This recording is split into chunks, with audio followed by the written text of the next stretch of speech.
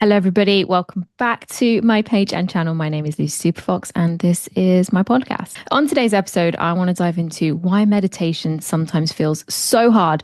And if you are someone that struggles to meditate, then I want you to know one, you are not alone. And two, I have the answers as to why this might be happening. And three, how to overcome it. So, first up, let me share with you how difficult I used to find meditation. And in fact, I used to say to people, I don't need to meditate. I'm not that person. I'm all good. I get my inspiration from action and hustle and work. So if you can relate to that, then good, you were in the right place. Now, or maybe you love the idea of meditation. I definitely did. Whenever you sit down, your mind races and you feel yourself more uncomfortable and nervous than ever. Now, if that is happening, what that's a sign to me is a sign of a very, very, very dysregulated nervous system and one that does not feel safe to sit still. It's a sign of a nervous system that is potentially still in fight or flight, or pendulum swinging between fight and flight and then freeze, and that doesn't feel safe to be able to sit still because it perceives that it's still under threat. What most of us don't realize is that although our life on the outside might not seem that stressful, sometimes if we've been through something difficult in the past, something stressful, an event, an occurrence, that if our nervous system hasn't been able to properly regulate itself after that experience, it still thinks it's living in it. Just like a saber-toothed tiger circling us, we then think that we're unsafe. And so our nervous system keeps us in this state of fight or flight until it's burnt out and freezes. And then this is why when we go to sit still, our nervous system is screaming, but you can't, there's a saber-toothed tiger that's going to eat you.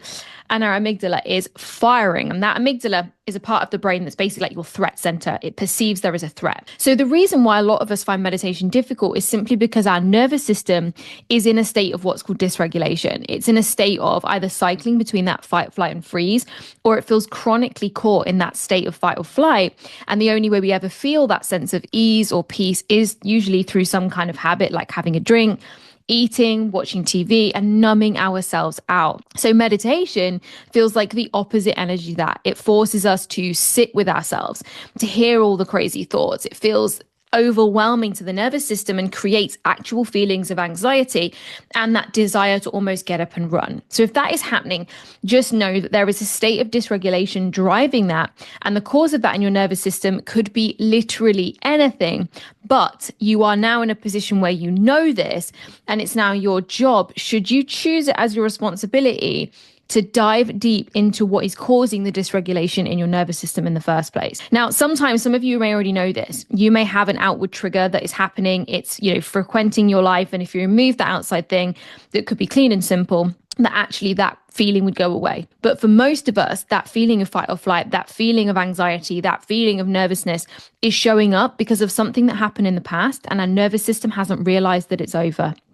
And this is where our work on regulating our nervous system, but whilst healing our trauma, supporting our nutrition, taking care of ourselves as a whole, is so fundamentally key. What's happening right now is this movement of like regulating your nervous system as a tick box exercise. And let me tell you, you can be doing all the practices, all the breath work, all the eye movement, all the brain retraining. You can be doing all the things that come under somatic work and nervous system regulation. But if you are not healing the root cause of the trauma, processing the unprocessed emotions, feeling the unfelt experiences and feelings, then you are actually driving yourself further into dysregulation and using those techniques and practices and potentially personal development as well to bypass what's really happening. This is just like polishing a turd, and also it's actually making you worse because it's going to be driving you into a state of avoiding your feelings even more. Now, what's great about meditation is that when you sit with it and those uncomfortable feelings come up, that's your opportunity to titrate yourself into understanding what is the feeling that's trying to come up. Now, titration is a word they use a lot in medicine, but basically means ease your way in or ease your way out. Like if you were going on or off a med, you would titrate on, titrate off. You would increase the dose slowly or decrease the dose slowly. So with meditation, if it feels difficult, my first piece of advice would be to start with something really small, like to start with simply getting yourself in a comfortable position, taking in some deep breaths and noticing how your body feels. When you've done that, take a deep breath out and release yourself from the meditation. Meditation is not a catch-all. Meditation is not the thing that helps you manifest money, or meditation is not the thing that fixes your nervous system, or meditation is not the thing that taps into divine guidance. You are. Meditation is just the vehicle for getting there. And there are ways that you can drive the vehicle. Just like some people drive a Porsche and some people drive a 7.5 ton truck and some people drive a clapped out Micra from 1972. Like it's all about how you drive it and who's driving it. It's nothing to do with the vehicle itself, right? So meditation is amazing. Meditation allows you to when you can kind of really step into it. Meditation is a very powerful vehicle for allowing you to tap into inspired guidance, to allowing you to quiet the busy mind, to allowing you to really see and experience what it is you desire, and allowing your energy in your body to raise to that vibration. And that is how you become a beautiful magnetic match. But it's not the meditation itself. It's how it feels to your nervous system. It's how you experience meditation is what meditation means to you. So one of the best things that I did for myself, and one of the things I recommend to clients who struggle to meditate, is I actually recommend starting, like I've said, with that step one process of just allowing yourself take some deep breaths and notice your body, to feel your feet, feel your legs, feel through your hips and pelvis, thrill through your stomach space, your heart space, your shoulders, your neck, out through your head, and then to release yourself. That's a really powerful first step. The second step would actually be to listen to the meditations that you're looking to meditate to. So whether it's one's on abundance, one's on confidence, one's on future visualization. And guys, I have all three of those and so many more for free inside the shop, lucysuperfox.com/shop. You can download as free resources. But these meditations, I actually recommend doing them whilst walking.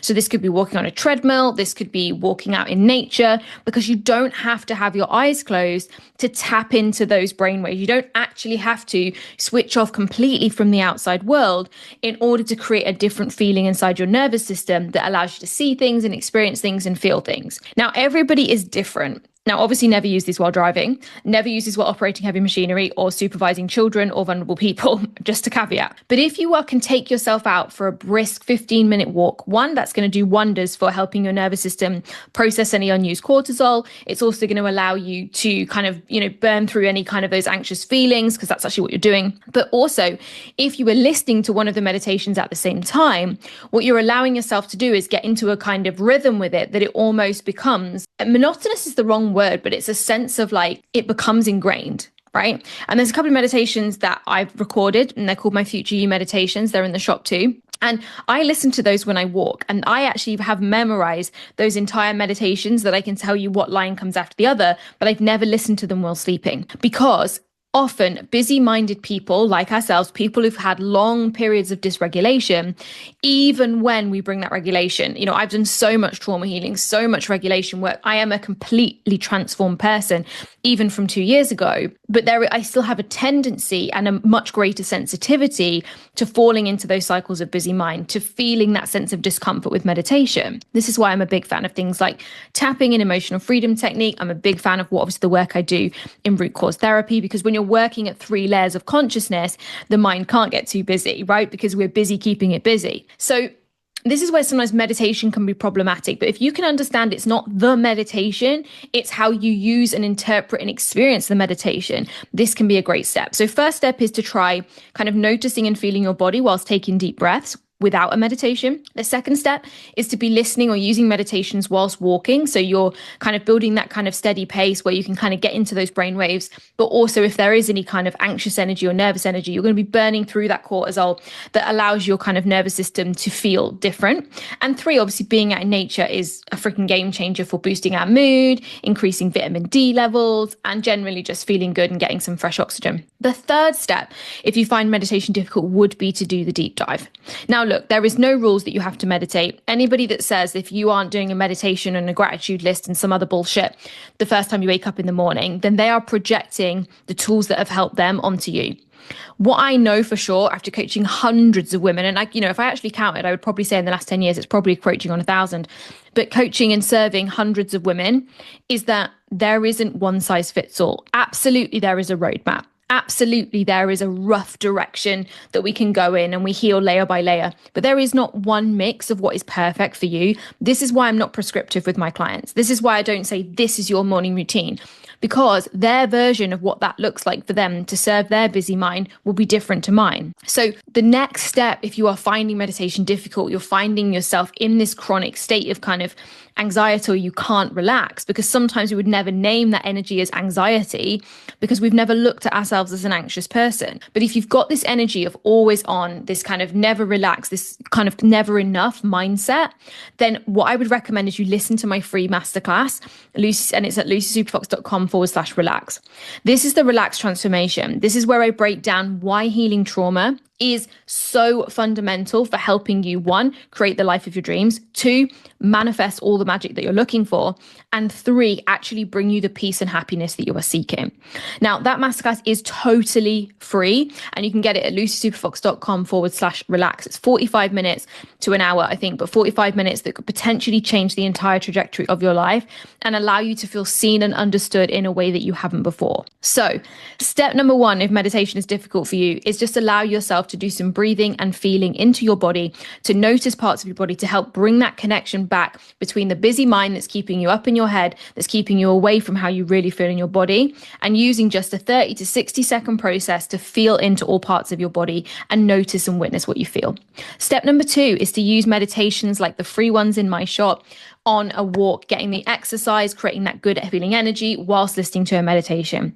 And step number three is to take a deep dive on your healing to help recover and uncover the root cause of the dysregulation and allow you to move into that ease, that peace, and that state that you are seeking, that you're probably trying to use meditation for in the first place. So I hope that helped. I hope this episode was useful. Don't forget to leave me comments, leave me questions underneath. And if you have loved this episode, I'd love you to share it with a friend or leave a review. So if you have any questions, as always, don't forget to leave the comment underneath and I will come back to you and answer them, or I will answer them in a future episode. So do not forget, you can grab your free meditations in the shop, lucysuperfox.com/shop. And you can grab the free Relax Transformation Masterclass at lucysuperfox.com/relax. And I cannot wait to see you on the next episode. Bye.